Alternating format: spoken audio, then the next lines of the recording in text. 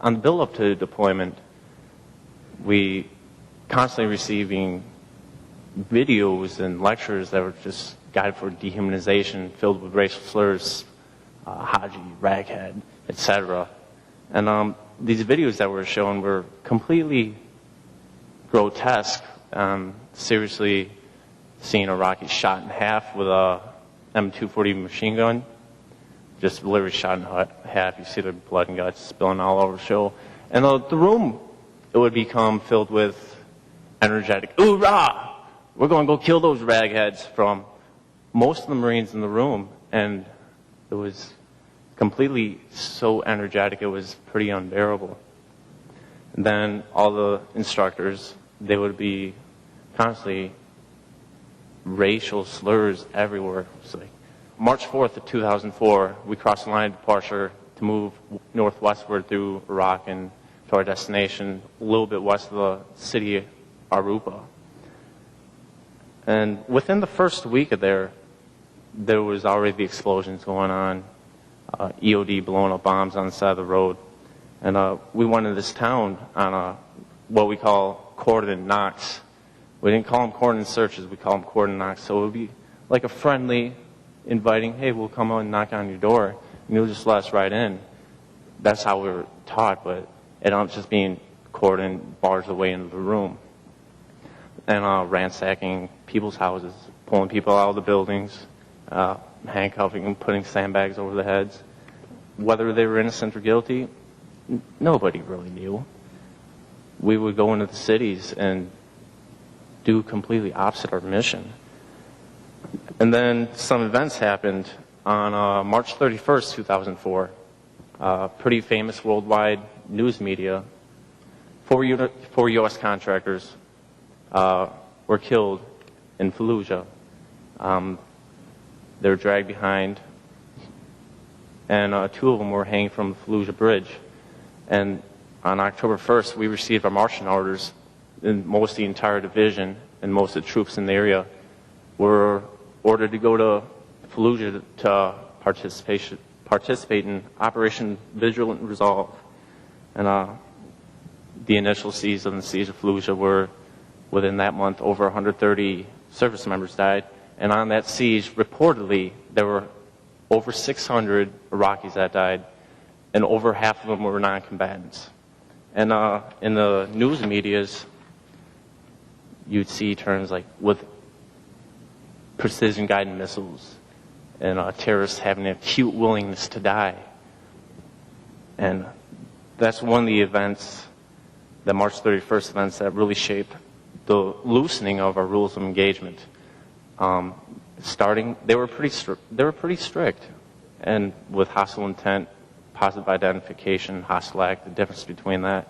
But after these events, and in beginning of April when we went to Fallujah, the rules of engagement became very loose, and we were, if we wanted to, we could shoot somebody that was carrying a shovel. We could shoot somebody with a cell phone, because somehow they remote control detonate their bombs.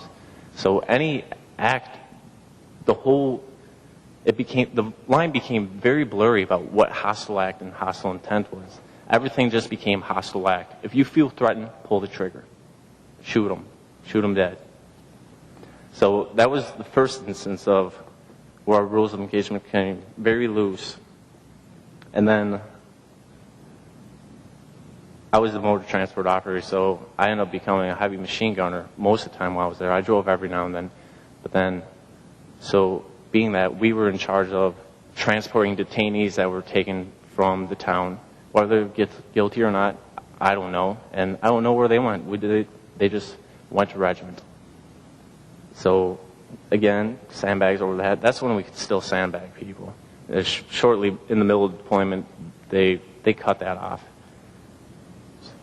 But with the detainees, a lot of times they're called detainees. You really can't call them prisoner of wars, because that gives them rights. So they get called detainees. They can be held from whatever amount of time. And I've personally witnessed detainees being butt stroked in the face with the rifle butts, knocking out teeth. I've seen them thrown out the backs of the trucks. And the daytime, some of the guards, they would, it was a game pretty much. They would, in the middle of the sun, this is April, it's very hot, in the middle of the day, deprive the detainees of water, but then in the middle of the night, keep them up all night and just make them force feed them water just so they would piss themselves. And some Marines thought that was pretty funny. I was at a position at a time where I could get out of it, but I didn't say anything, so I'm just as guilty for allowing it happen as anybody else that participated in it. June 2004, there were 4 U.S. Marine Corps snipers that were killed. It was really weird because there was only one trained sniper, and then there were 3 grunts with them. They were killed on a rooftop, all 4 of them. They really don't know how it happened, but the end of the report, they just blamed the one trained sniper, even though there was a complete team. Somebody had to take the responsibility, and he was the highest rank of corporal at the time. So he ended up getting the blame for that one. And that was another instance that really loosened our rules of engagement each more, made them even more blurry. It's just like everything is hostile act. If you feel unsafe, if you feel insecure, defend yourself, even if they are openly walking around with a weapon, or if they have a weapon, even though it's within the Constitution of the Iraqis, they are allowed to have a weapon. So we would continue to do our cordon knocks, retrieve all these weapons, and take these, they were automatically detainees, and take them to the next place. And then in the middle of, it was August, it was towards the end of the deployment, I really started to have a lot of problems mentally. And then just because explosions, the combat experience, the witness to these devastating acts to humankind, I really started to have a lot of problems. And I was being the tough Marine. I was like, yeah, John. People ask me, John, you all right? I'm like, yeah, I'm cool. Let's go drink some beers. And self-medication for probably about the next 6 months. And in June of 2005, I really had to sit myself down and ask myself a really serious question. John, you're in trouble. Are you going to finish your enlistment? Because my enlistment was done in less than 3 months in October 2005. It's like, but I was so far gone. It was the question of, John, you know the military is not your life, and it's not going to be your life. And you're going down the wrong way, down a destructive path. John, you really need to save yourself. So at the time, I made the decision to save myself. And I went AWOL from the Marines for 11 months. And I met with a lady actually right here in town. I called her up one day, and within 2 days, I was in her office for therapy. And I really left because through the military, I would just be on standby. I went into the BAS, or the sick call. I had an appointment set up with a division counselor. But it was just waiting.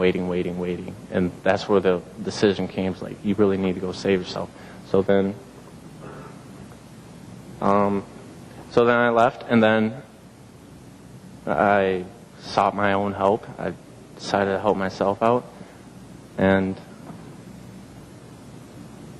later on, in the middle of 2006, I returned to Quantico, Virginia.